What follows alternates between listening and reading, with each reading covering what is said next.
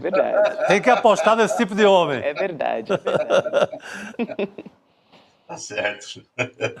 Vamos nessa, Arbex. A gente quer te ouvir sobre a taxação, essa nova política de taxação do Trump, México, China e Canadá para começo de conversa, e tem a ameaça que a gente trouxe agora também aos países do BRICS. Quer dizer, se vocês quiserem substituir mesmo o dólar nas transações, então os Estados Unidos vai taxar em 60%. Essa é a ameaça.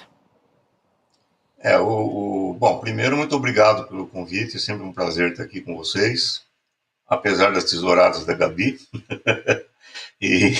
Mas é um prazer, é uma honra estar aqui. O Trump, ele vinha falando disso, acho que uns 2 anos atrás ele já falou que a passagem do dólar para outras moedas, se o dólar deixasse de ser a moeda fiduciária das transações internacionais, isso equivaleria a perder uma guerra mundial. Então, isso é uma ideia fixa do Trump. Agora, o Trump está numa ofensiva muito perigosa, muitíssimo perigosa, porque se ele realmente for para frente com isso daí, com essa taxação, ele vai provocar uma catástrofe, em primeiro lugar, para os próprios Estados Unidos, porque o principal parceiro comercial dos Estados Unidos é a China. Então, se ele fizer isso, ele vai produzir uma situação dentro dos Estados Unidos que vai elevar muito as tensões sociais. O problema aí é o seguinte: nós estamos acostumados a pensar os Estados Unidos como uma nação rica, como um país rico. Isso é uma verdade em termos, de fato é um país rico. Agora, eu estava pesquisando aqui dados do Instituto de Política Internacional, que é uma organização nos Estados Unidos que pesquisa salários e poder de compra dos trabalhadores. Os caras chegaram numa conclusão impressionante. O poder de compra do trabalhador médio nos Estados Unidos hoje, o trabalhador empregado, é equivalente ao de 1978. Poder de compra de 1978. Quer dizer, desde 1978 não aumenta o poder de compra do cara. Está estagnado. Se você comparar a massa salarial que se pagava no final dos anos 50 com o produto interno bruto dos Estados Unidos nos anos 50, é a mesma relação hoje. Quer dizer, não adianta você ter uma indústria extremamente rica, que ganha cada vez mais produtividade, produz cada vez mais, gera cada vez mais lucros, mas nada, absolutamente nada disso vai para os trabalhadores. Então, isso gera uma situação que está ficando insustentável. Se ele partir para essa taxação mesmo, e se os países retribuírem, e vão retribuir o Lula, até o Lula, que tem uma política de paz e amor, conciliação, o Lula declarou: se os Estados Unidos taxarem, nós vamos taxar também. É verdade. E produzir dentro dos Estados Unidos? Vai produzir um aumento dos preços. Agora, olha a loucura. Você combina isso daí com a política de imigração dele. O que acontece? O Chico Sá é meu empregado. O Chico Sá é um imigrante ilegal. Como ele é ilegal, ele é meu empregado, eu uso a condição dele de ser ilegal e pago para ele, digamos, $5 por hora de trabalho. É isso que eu pago para o Chico Sá, $5 por hora de trabalho. Aí o Chico Sá é expulso do país, é deportado. Eu vou ter que empregar alguém. Eu vou ter que empregar alguém que não vai ser ilegal, vai ser legal. Esse legal vai exigir que eu pague mais. Quer dizer, isso vai gerar um processo de encarecimento dos produtos, que vai encarecer a mão de obra, vai encarecer o valor da hora de trabalho, vai gerar uma extrema tensão social, já está gerando, porque o Chico Sá, que é o meu trabalhador ilegal, ele tem família, os filhos dele estão na escola, ele tem amigos, ele tem os caras com quem ele vai jogar a bola lá no final de semana, ou vai jogar pôquer, ou sei lá o que eles jogam, ele tem a namorada, ele tem o pastor da igreja, o padre, ele tem toda a rede social em volta dele que vai ser afetada pela expulsão dele. Isso daí gera não apenas situação de tensão ideológica, tensão social, tensão psicológica, mas também tensão econômica. Quer dizer, o Trump, ele está mexendo com os fundamentos da economia dos Estados Unidos, tal como ela existe hoje, e mexendo radicalmente. Isso aí tende a uma explosão social. Olha, eu digo para vocês, sem medo nenhum de estar exagerando ou de estar falando besteira. Os Estados Unidos estão se encaminhando para uma guerra civil, se continuar desse jeito aí. Eu vi ontem um discurso, é uma coisa que pouca gente está comentando. Os Estados Unidos têm hoje 15 milhões de veteranos de guerra. 15 milhões. Caras que lutaram na guerra, ou no Afeganistão, ou no Iraque, ou sei lá onde. Caras que são armados, porque todo mundo tem arma nos Estados Unidos. Existem 320 milhões de armas circulando hoje nos Estados Unidos. 320 milhões de armas. Então, esses caras estão armados, são treinados e estão extremamente irritados. Eu vi um discurso ontem de um veterano de guerra dizendo o seguinte: para que eu fui lutar no Iraque? Se 3 bilionários, ele está se referindo aos 3 que foram na posse do Trump, né? O Bezos, o Elon Musk e o outro lá que eu esqueci o nome. Os 3 bilionários que foram na posse do Trump, eles 3 juntos têm mais dinheiro do que os 160 milhões de americanos mais pobres. Ou seja, 3 bilionários têm mais dinheiro do que a metade mais pobre dos Estados Unidos, junto. Então, o veterano está dizendo assim: para que eu vou lutar nessas guerras? Para que eu vou morrer nessas guerras? Se quando eu volto eu não vou ser bem atendido, eu estou desempregado, estou sem condições de proporcionar uma vida digna para minha família, e 3 bilionários têm mais dinheiro do que metade pobre dos Estados Unidos. Isso um veterano de guerra falando. Quer dizer, é uma situação que está mobilizando a sociedade estadunidense de uma forma que está conduzindo a um caminho extremamente perigoso. Olha, eu vou contar para vocês o seguinte: eu fiquei com muito medo quando eu vi o discurso do Trump sobre o acidente do avião. O discurso dele sobre o acidente do avião foi um negócio absolutamente horroroso, foi ofensivo, porque ele atribuiu a responsabilidade pelo acidente do avião a pessoas imigrantes ilegais, ou a política de cotas para resolver o problema da desigualdade racial e de gênero, e ele atribuiu o acidente a esses empregados que vieram graças à política de cotas, como se fossem débeis mentais. É como se mulher, negro, hispânico, cara que fosse empregado por causa das políticas de cotas, fossem incapacitados mentalmente para fazer o seu serviço. Sabe quem que fazia isso? Sabe quem atribuía a incapacidade de viver socialmente a condições genéticas? Sim. Um cara chamado Adolf. Sim. É o discurso do Hitler, o que estava sendo dito ali. Um negócio extremamente ofensivo, um negócio absurdo. Eu não acreditava no que eu estava ouvindo. Bom, o resultado disso é que, se ele de fato aplicar essa guerra comercial contra os BRICS, e aliás, alguém precisa dizer para o Trump, Gabi, liga lá para o Trump e fala assim: ô Trumpinho, a Espanha não faz parte dos BRICS, viu bem? Viu, Laranja? A Espanha não faz parte dos BRICS. Tá certo, amor? Beck, você não aguenta a risada dele, eu começo a rir junto, não consigo. Quer dizer, o cara é tão bruto, o Trump, é um mafioso tão bruto, tão estúpido, tão ignorante. Ele acha que a Espanha faz parte dos BRICS. Quer dizer, esse cara está gerindo a maior potência nuclear do planeta. Ele vai com essa política de bulldozer para cima de todo mundo, ele vai provocar a resistência de todo mundo. Ele vai... Aliás, já está acontecendo. Tem uma amiga minha que mora em New Orleans. Ela me mandou uma mensagem outro dia dizendo o seguinte: a Ku Klux Klan, KKK, começou a recrutar militante nas ruas. A KKK está recrutando militante nas ruas, chamando o pessoal para se aliar a KKK. Sabe o que está acontecendo em resposta? Você tem hoje um monte de grupos e de entidades de negros se reunindo para formar milícias. Não, então, é essa a situação que está acontecendo hoje nos Estados Unidos. Né? Não está para brincadeira, não. É um negócio que nós vamos ver se agravar daqui para frente. O cenário é esse. Você tem a Califórnia, o movimento de independência da Califórnia ressuscitado, resgatado agora com força também, por conta desse começo bruto de governo.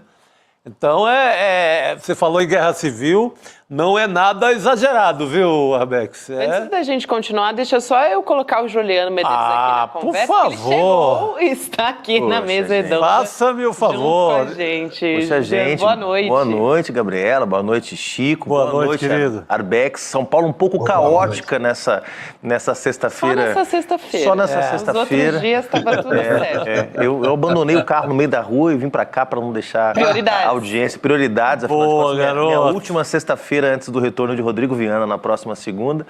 e dar as boas-vindas para o Arbex. Posso fazer uma pergunta para o Arbex já? Começar, Gabi? Vamos. Eu ia introduzir também aqui, porque o Arbex já puxou esse assunto e é um dos que a gente vai discutir aqui, Juliano. Os dramas, a gente está trazendo aqui as histórias dos imigrantes também.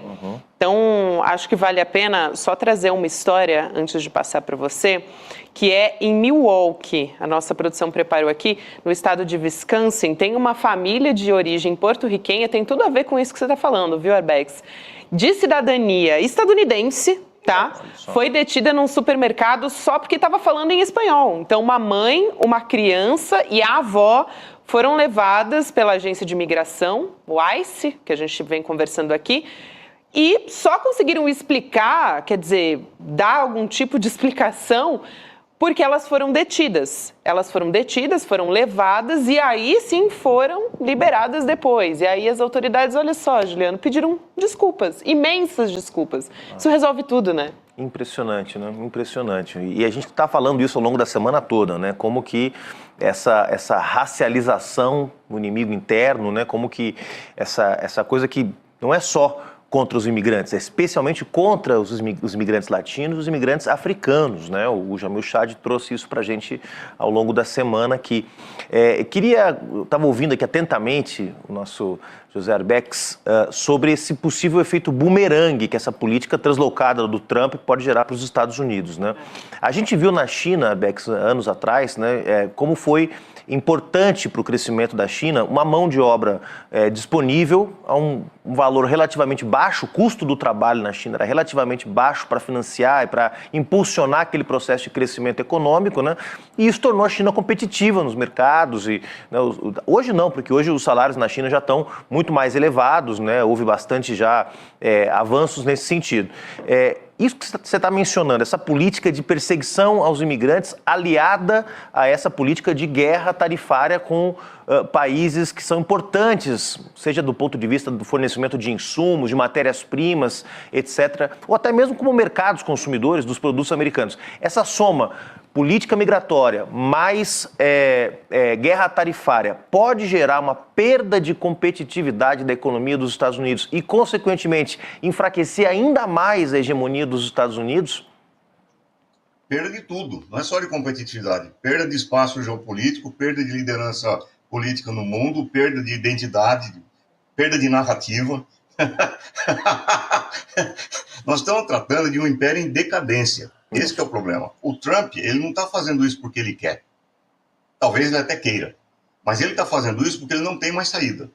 Quer dizer, ele foi eleito com base em mais ou menos 80 milhões de neopentecostais evangélicos que têm na cabeça a ideia de que os Estados Unidos tem um destino manifesto de ser a primeira entre as nações e de liderar as nações do mundo. Ele foi eleito com esse discurso, um discurso supremacista, um discurso que marca a suposta singularidade dos Estados Unidos. Ele foi eleito com a ideia de que os Estados Unidos sustentam o mundo, e é por isso que já no discurso de posse ele fala em anexar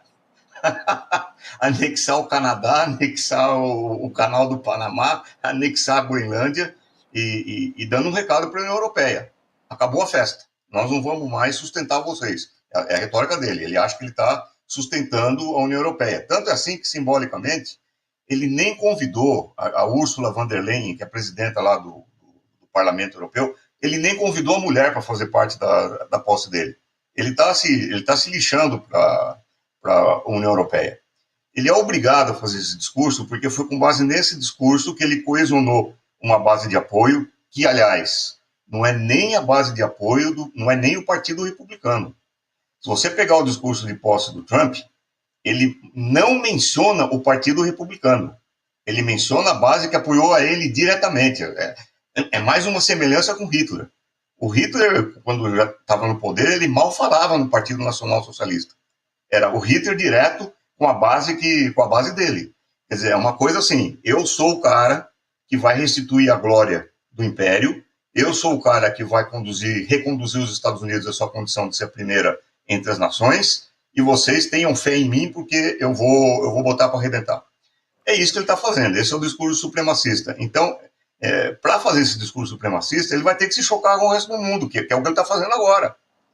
E não é só imigrante. A Gabi falou que eu misturei os assuntos. Não é que eu misturei os assuntos. É não. porque é indissociável a política de guerra comercial, é indissociável da guerra aos imigrantes, da guerra às cotas sociais, da guerra aos negros, da guerra aos hispânicos, da guerra às mulheres, da guerra aos homossexuais. É indissociável. Total. Na verdade, pacote. eu juntei os assuntos. Eu falei que tinha tudo a ver com o que você estava falando. Foi exatamente isso. É isso mesmo. Eu queria também passar para o Chico, que você tinha feito uma pergunta para o Arbex, aí o Juliano chegou, a gente introduziu ele na conversa, mas também para você poder repetir sua fala para o Arbex. Eu tinha só complementado o raciocínio do Arbex. Era isso. Não, mas o Arbex está traçando... Às vezes, essa semana eu ensaiei em 2 dias ter um pouco de esperança e ser otimista. Quando eu vi Arbex, algumas decisões da justiça americana freando uma coisa aqui, outra ali, eu disse, não, esse cara vai ser contido de alguma forma. Mas não há nada que o detenha, né? Internamente, ou esse conflito, ou estabelece esse conflito, não há nada legal que o detenha, né? Ele não pode jogar com a ideia de ser detido. O que vai mantê-lo no poder, a lógica que vai mantê-lo no poder, a lógica que vai manter o governo dele evoluir, é a lógica do confronto, é a lógica do enfrentamento permanente. De novo, é Hitler. É a mobilização permanente da base dele. Assim, eu não sei se vocês viram os desfiles de milícias neonazistas em Washington, que foram amplamente... Sim. divulgados por aí. Isso aí vai virar praxe. Isso vai virar um lugar comum nos Estados Unidos hoje. E o Trump vai convocar esses caras o tempo todo. Não há a menor chance disso aí ser atenuado ou ser diminuído, porque essa é a lógica dele. Atenção, ele está lutando numa situação em que o império está perdendo a hegemonia, o império está desabando. Vocês mencionaram há pouco tempo atrás sobre a valorização do salário na China. O último ano, a China foi o país que mais valorizou o salário em relação ao próprio PIB, em relação às medidas de consumo, ao poder de compra que o salário tem dentro da própria China. Foi o país do mundo que mais valorizou o salário.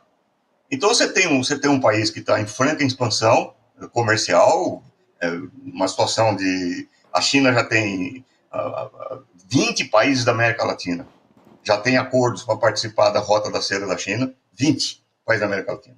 E os Estados Unidos estão perdendo o terreno deles no quintal deles, que é a América Latina. Na África, a China está envolvida em um monte de projetos de construção de portos, aeroportos, ferrovias, indústrias indústria de base. O lugar que se olhar, os investimentos são chineses. Então, o império está caindo, o império está desabando. O que os Estados Unidos têm a oferecer para o mundo? Aí que está a pedra de toque agora que nós vimos essa semana, há 2 dias atrás. Nem no setor de inteligência artificial, que eles estavam mais avançados, eles conseguem mais competir com esse novo lançamento da inteligência artificial, o DeepSeek chinês, que custou para os caras $5 milhões, enquanto que as empresas dos Estados Unidos gastam na ordem de bilhões de dólares para formar as suas redes de inteligência artificial. Os chineses fizeram uma gastando $5 milhões. Assim, é um negócio infinitamente mais barato, mais acessível. E que, eu estava lendo agora, um pouco antes do programa aqui, um professor de literatura analisando os textos produzidos pela inteligência artificial chinesa, o DeepSeek, em comparação com o ChatGPT, etc. e tal, ele falou que os textos literários produzidos pela inteligência artificial chinesa são de muito maior qualidade, muito mais humanos, muito mais dotados de características de uma autoria humana do que os textos produzidos pela inteligência artificial dos Estados Unidos, que custam infinitamente mais caro. Quer dizer, então, os caras estão perdendo em todos os setores. É impressionante o que está acontecendo. Eu não achava que ia ser com essa velocidade. O que eu estou querendo dizer aqui é o seguinte: o Trump não tem escolha. Nem se ele quiser hoje chegar na frente do espelho e falar: Trump, a partir de amanhã você vai ser bonzinho, tá? Não vai, porque a lógica que o levou ao poder não é essa. É a lógica do enfrentamento. E o enfrentamento vai continuar. Quer dizer, ele agora... Eu duvido que ele vai conseguir impor as taxas de proteção que ele está ameaçando, porque se isso acontecer, vai levar a economia americana para um debacle total, porque se todos os países que fazem comércio com os Estados Unidos impuserem o mesmo nível de taxa, ferrou, meu. Ferrou para os Estados Unidos. Isso aí me faz lembrar o que aconteceu com a Nigéria, não sei se vocês acompanharam. O presidente da Nigéria, estou falando da Nigéria, hein? Um país importante na África, mas com nem um pouco de centralidade no mundo. O presidente da Nigéria chegou para o Trump e falou, se você quiser deportar os nigerianos que estão numa situação complicada aí nos Estados Unidos, nós vamos fazer o mesmo com cidadãos dos Estados Unidos que estão vivendo aqui na Nigéria. Na mesma moeda, a mesma medida, com a mesma intensidade. É isso que nós vamos fazer. E o Trump foi obrigado a recuar. E eu estou falando da Nigéria. Sim, sim. O que houve com a Colômbia também. O Petro deu uma resposta muito dura pro Trump, e o Trump foi obrigado a recuar. Quer dizer, eu não acho que ele vai conseguir fazer tudo que ele está prometendo fazer, mas ele vai tentar. E cada vez que ele tentar e não der, isso vai aumentar a tensão, não vai diminuir a tensão. Arbex, posso... É uma situação... Oi? Não, é que você citou o Gustavo Petro, eu queria aproveitar e trazer uma fala hoje dele. Ele publicou na rede social, falando de novo, né, dos colombianos, dos indocumentados, e mais uma vez se posicionando de uma maneira muito firme sobre isso. Ele falou que todos os indocumentados, os colombianos indocumentados, devem voltar imediatamente para a Colômbia. Então, vou ler aqui toda a fala dele no X. Ele diz, peço aos colombianos indocumentados nos Estados Unidos que deixem imediatamente os seus empregos naquele país e retornem à Colômbia o mais rápido possível. A riqueza é produzida apenas por trabalhadores. O Departamento de Prosperidade Social, DPS, buscará fornecer empréstimos produtivos aos retornados que se inscreverem em seus programas. Vamos construir riqueza social na Colômbia. Eu acho muito importante essa fala, viu, Juliano? Até porque... De fato, os países eles estão precisando, eles vão precisar adotar políticas para receber de novo, né, os seus cidadãos que estavam trabalhando, às vezes, em outras áreas diferentes da formação que tiveram em seus países. Enfim, tem uma série de questões até de saúde mental relacionadas a isso, né? Não, impressionante, e mais do que isso, né, Arbex, se puder comentar também, que tem a ver com o fato de que são 11 milhões de trabalhadores. Imagina tirar 11 milhões, se todos os países fizerem o mesmo que o Petro e todos os indocumentados, né, os imigrantes sem papéis, acatarem, claro que não vai acontecer, mas se todos os países e todos os imigrantes acatassem a sugestão dos seus presidentes de retornar, o colapso que seria tirar 11 milhões de trabalhadores e trabalhadoras nos Estados Unidos de uma hora para outra, né? E corajosa a postura do Petro de dizer, não, venham que eu vou resolver o problema, né, e vou matar no peito. Aí a frase-chave do comunicado do Petro está no segundo ou terceiro parágrafo, que é: quem produz a riqueza são os trabalhadores. Essa é a frase-chave. Porque qual é toda a mitologia do liberalismo, do neoliberalismo? Quem produz a riqueza são os empresários. Quem produz a riqueza são os ricos. É o Elon Musk que produz a riqueza. O que ele está dizendo é o seguinte: não. Quem produz a riqueza são os trabalhadores. Nós produzimos a riqueza. Então, se vocês quiserem vir voltar aqui para cá para trabalhar, aqui vai ter trabalho e nós vamos produzir riqueza aqui. O Brasil pode perfeitamente fazer isso. O Lula pode perfeitamente fazer esse discurso. Não sei por que não fez até agora. Embora o próprio Lula já tenha endurecido um pouco, pelo menos, o discurso dele em relação aos Estados Unidos. Agora, o que me deixa mais apreensivo nessa história toda não é nem a possibilidade de que ele venha cumprir essa ameaça, porque é impossível, inclusive em termos matemáticos. O mandato dele tem 4 anos. 4 anos são mais ou menos o quê? 1.200 dias. Para ele expulsar 11 milhões e 1.200 dias, teriam que ser 10 mil por dia. Quer dizer, é um negócio completamente demente. O que me deixa preocupado não é a ameaça operacional que ele está fazendo, é o fato dele fazer essa ameaça. Quer dizer, é o fato dele poder dizer isso e não causar indignação na Suprema Corte, no próprio Congresso. É o fato dele fazer esse discurso e ter um setor substancial que apoia esse discurso. Inclusive milícias que estão na rua apoiando esse discurso. É isso que me deixa assustado. Quer dizer, o cara falar que vai montar um campo de concentração em Guantánamo para 30 mil deportados, e isso não provocar uma situação de impeachment dentro do Congresso. Ao contrário, um monte de congressista apoiar essa história aí e a Suprema Corte não se manifestar sobre isso, é isso que me deixa preocupado, meu. É esse clima de demência que está tomando conta dos Estados Unidos.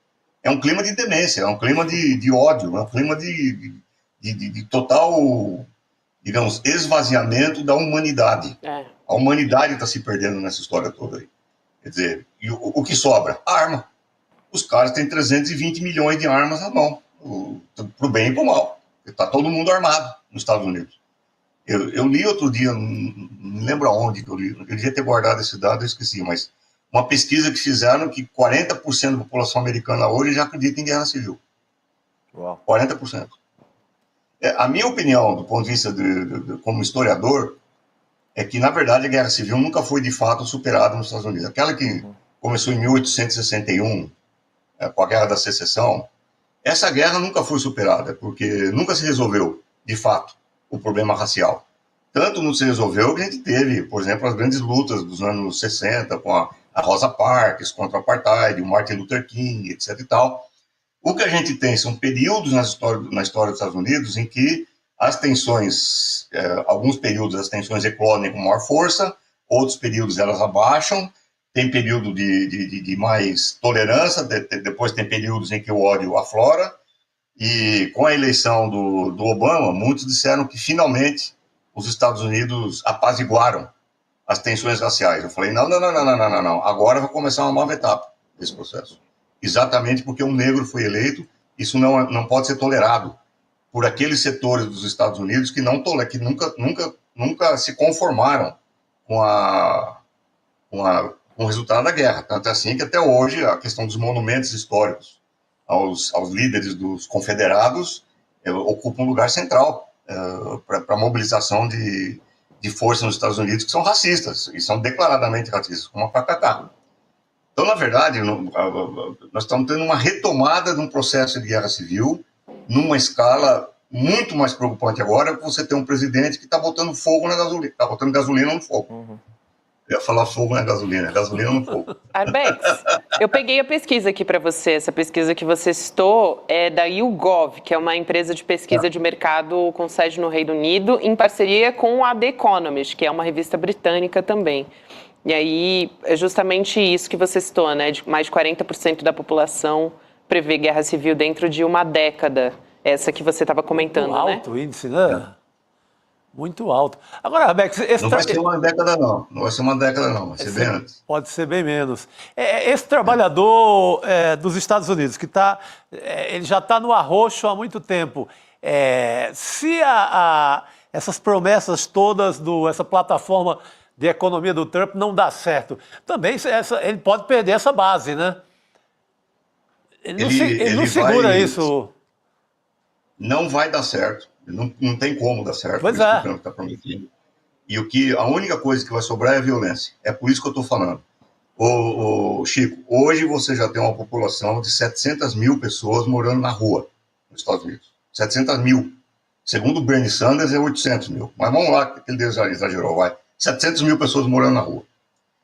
Isso daí, em proporção ao Brasil, se você pegar os 700 mil em relação a 300 milhões de estadunidenses e pegar a população de rua no Brasil em relação a 200 milhões de brasileiros, você tem 3 vezes mais morador de rua nos Estados Unidos que no Brasil. 3 vezes, o triplo. Eu não estou contando aí os 40 milhões que dependem do Food Stamp, que é aquele programa da comida para quem não consegue comprar comida por dia a dia. Eu não estou contando aqueles que dependem do Rotary, do Lions Club, de organizações filantrópicas para poder se alimentar. E não estou contando aqueles que estão morando dentro do carro. Existem hoje milhões de estadunidenses morando dentro do carro. Agora, qual é a contrapartida disso? Primeiro, o congelamento total dos salários desde 78. Segundo, os maiores preços do mundo em remédios, em internação hospitalar, em assistência de saúde. É uma brincadeira o que se faz nos Estados Unidos. Tanto é assim que o Giulio Mangione, aquele cara que matou lá o executivo de um programa de convênio de saúde. O Giulio Mangione, se você entrar nas redes sociais dos Estados Unidos, o cara virou um herói nacional. Ele é cultuado, tem camisetas dele, é cultuado no país inteiro. Isso dá uma dimensão do que está acontecendo com a base social nos Estados Unidos, quer dizer, o que está acontecendo com os trabalhadores, com a família. Ninguém está aguentando a situação. É uma loucura. Quando 3 bilionários têm mais dinheiro do que a metade mais pobre da população, é uma situação de total desarranjo, não tem como.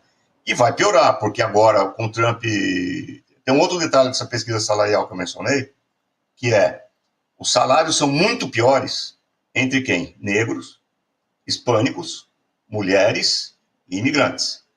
Quando o Trump vem e acaba com a política de cotas, e acaba com a política de igualdade, e acaba com garantias de salários iguais para trabalho igual, que é isso que ele fez agora, com uma penada só, ele jogou tudo isso no lixo, ele está achatando ainda mais o salário, porque aquelas proteções mínimas que negros, hispânicos e mulheres tinham, agora acabaram. O Trump acabou com isso daí.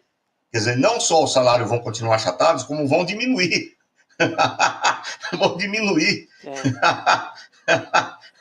Quer dizer, o cara está completamente alucinado. Ele não tem a menor ideia, por exemplo, do que causa as mudanças climáticas na vida da população. Como é que isso afeta a saúde da população, os serviços sanitários, o acesso à água, o acesso a um alimento saudável. O Trump não tem a menor ideia. E ele está cortando o FEMA, as verbas do FEMA, que é o órgão ambiental dos Estados Unidos que supostamente deveria garantir um mínimo de equilíbrio nesse setor. E a joia da coroa, ele bloqueou todas as pesquisas científicas sobre isso. Quer dizer, bloqueou como? Agora, toda pesquisa científica tem que passar por uma reavaliação de um comitê, comitê controlado pelo governo. Isso nos Estados Unidos, que supostamente é o país da liberdade, é o país da liberdade de expressão, liberdade de informação, e etc. Isso é um recurso totalmente stalinista. Assim, o cara baixou a KGB lá nas universidades. Então, se você está fazendo uma pesquisa hoje, essa pesquisa está em franco desenvolvimento, você tem que parar tudo que você está fazendo, para tudo, para se submeter às apreciações de alguém, você não sabe quem é que vai apreciar, vai examinar a tua pesquisa, que pode aprovar ou não. Todas as bolsas foram canceladas, bolsas de estudo, viagens para o exterior, canceladas, até segunda ordem. Quer dizer, o cara, ele está numa rota absolutamente explosiva. É um negócio, não tem um setor que você pode olhar e falar assim, bom, tem uma certa coerência construtiva por aqui, vai. Não tem. Não tem. É assim, então é uma coisa, uma coisa assim, rumo ao impasse em todos os setores da sociedade.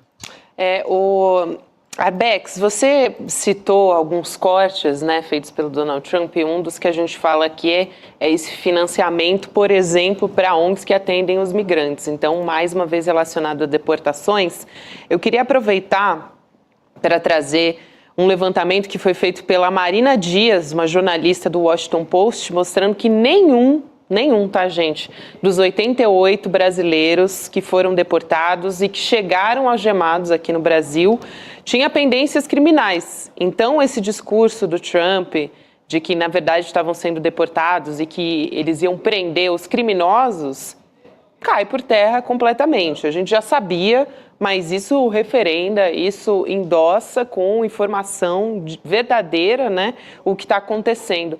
E eu acho importante, vou passar para vocês também comentarem, Chico, Juliano, a gente trazer as histórias dessas pessoas. A gente está se esforçando para fazer isso, Arbex, porque a gente fala muito aqui no campo, às vezes, das ideias e da legislação e tudo, mas esses 88 brasileiros, eles são humanos, enfim, são pessoas com histórias e tem muita gente morando lá. A gente tem, por exemplo, a história do brasileiro Lucas Santos Amaral. Ele está nos Estados Unidos há 7 anos, ele mora em Massachusetts e ele saiu de casa para trabalhar, foi parado numa blitz da polícia e junto com a polícia, adivinha, o ICE, né? Agentes do ICE estavam lá. Ele estava com visto irregular, o Lucas foi preso. O Lucas chegou aos Estados Unidos em 2017 com visto de turista, resolveu ficar, então ele estava com a documentação irregular. Muitos brasileiros, muitos migrantes fazem isso. A esposa dele, que é a Suiane Amaral, ela disse o seguinte, abre aspas, 5 minutos depois que ele saiu, eu recebi a ligação. Só deu tempo de Lucas me dizer: a imigração me pegou, vem buscar o carro, fecha aspas. E o Lucas tem uma filha de 3 anos, a mulher também está grávida de 3 meses, a gente viu a foto da família aqui. São histórias como essas, né? Quer dizer, não tem nada de criminoso, Juliano. Não, gente normal, né? Gente normal. E importante esse levantamento, né? A Colômbia já tinha feito isso, né? É verdade. Não tinha ninguém, né? Mencionei aqui, a senadora Maria José Pizarro, que é uma das principais nomes da esquerda colombiana, fez um vídeo dizendo, olha, acabamos de concluir aqui o processo de verificação e tal, nenhum colombiano que foi deportado de volta para o país tinha qualquer pendência com a justiça. E agora o Brasil faz a mesma coisa, uma operação jornalística, né, mas importante também, porque a grande novidade, vamos dizer, dessa nova etapa, porque algumas pessoas, né, Bex, até comentaram no Brasil, alguns cínicos, né, mas olha só, o Biden deportou 7.138 brasileiros e vocês não estavam fazendo essa bagunça toda e criticando e estarrecidos dessa forma e tal. É porque exatamente o Biden não estava fazendo o que o Trump está fazendo, que é deportar e, além de deportar, iniciar uma caçada às pessoas. E uma caçada a partir da lógica do inimigo interno.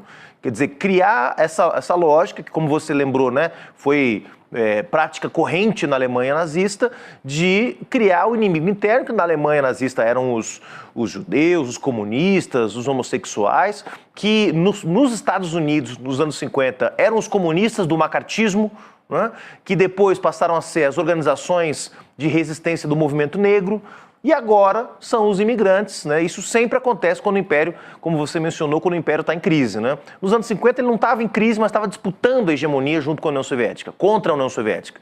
Nos anos 60 e 70 não estava em crise, mas a crise veio logo depois, com a crise do petróleo em 73, e todo o processo de luta interna, né, da população negra pelos seus direitos também foi mobilizado pelo Império para tentar manter uma certa dinâmica de perseguição. E agora, mais uma vez, crise do Império de novo, e o imigrante não documentado vira o inimigo interno. Agora, numa escala que, honestamente, o Arbex pode mencionar melhor que a gente, mas que eu, honestamente, acho que talvez só no macartismo mesmo, nos anos 50, isso de bater na casa das pessoas e tirá-las à força de casa, né, porque elas supostamente não são desejadas na sociedade, porque é disso que se trata. Não cometeram crime nenhum, né, elas não são desejadas. Eu acho que é pior do que o macartismo, porque no macartismo você era perseguido porque supostamente você pertencia a uma organização comunista, socialista, qualquer coisa assim. Agora não. Por que esse brasileiro foi parado? Pela aparência dele, pela cor da pele. Lá nos Estados Unidos, os brasileiros não são considerados brancos. A menos que você seja um brasileiro, sei lá, Jardins, loiro, de olho azul, que poderia passar por um branco, mas lá eles têm para você ser considerado branco nos Estados Unidos, é uma coisa muito, muito cultural, ela é muito específica de lá dos Estados Unidos, não é qualquer um que é considerado branco. Então é o que o movimento negro nos Estados Unidos denuncia desde sempre, que um negro dirigindo um carro nos Estados Unidos tem muito mais chance de ser parado do que um branco dirigindo um carro nos Estados Unidos. Quer dizer, o critério é racial. Se o cara tá ilegal ou não, isso é uma segunda história que eles vão verificar depois.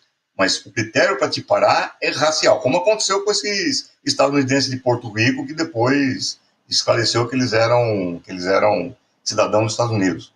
Aliás, isso me faz lembrar uma outra história, que seria muito engraçada se não fosse absolutamente hedionda. Eu vi o depoimento de um chefe indígena, antes de ontem. O chefe indígena foi parado, chefe indígena, quer dizer, o cara que a terra é dele. O policial chegou para ele e falou: ou você prova que você é cidadão dos Estados Unidos, ou você vai ser expulso pro teu país.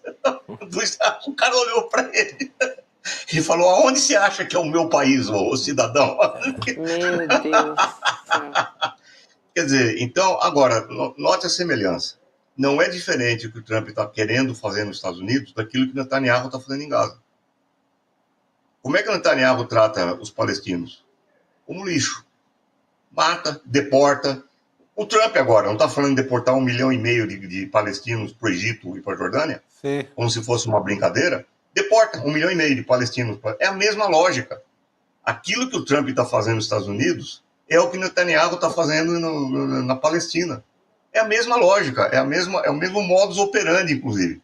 O Trump só não começou a bombardear bairros negros porque não chegou nesse ponto ainda. Não sei se vai chegar algum dia, mas não chegou nesse ponto ainda.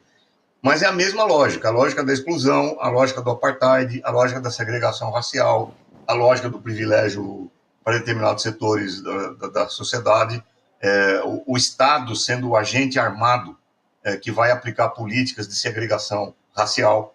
É a mesma, absolutamente a mesma lógica. Não é à toa que o Trump já convidou o Netanyahu para visitá-lo na Casa Branca. Almas gêmeas se identificam, né?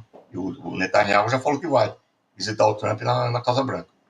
Quer dizer, então nós estamos lidando aqui o quê? Com um império em decadência, que está tendo que enfrentar a ascensão da China e dos BRICS, e que, ao mesmo tempo, tem dentro do próprio país essas tensões sociais que ele está querendo resolver na base da porrada. Quer dizer, então, o Trump não tem um plano B. É isso que ele vai fazer até o fim do governo dele. Eu não vou estranhar nada se ele não tentar passar logo agora uma lei que permita ele ser reeleito mais uma vez ainda. E prolongar a sua gestão. Não vou estranhar nada. Ele tem maioria no Congresso. Pode ser que ele consiga isso, inclusive. Se ele conseguir chegar até onde ele pretende ir. Porque, de novo, assim como Netanyahu não conseguiu fazer porcaria nenhuma do que ele quis fazer em Gaza, foi derrotado em Gaza, é importante dizer isso. Trump foi derrotado, Netanyahu foi derrotado militarmente em Gaza, inclusive. Assim como ele não conseguiu fazer o que ele quis fazer em Gaza, duvido que o Trump vai conseguir fazer o que ele quer fazer nos Estados Unidos, mas os estragos vão ser muito grandes. Já está sendo, né? Arbex, Já está sendo. Chegou a hora. Olha lá, a tesoura. A hora da crueldade. Cheguei para dar... eu ia dizer que eu cheguei para dar más notícias, mas a gente só está falando de más notícias aqui hoje, né? Infelizmente, mas ainda bem que é com você, Arbex. Sempre um prazer te receber. Um abraço grande. Obrigado a todo mundo. Boa noite, Tchau para todo cara. mundo aí. Boa noite. A gente se vê em breve.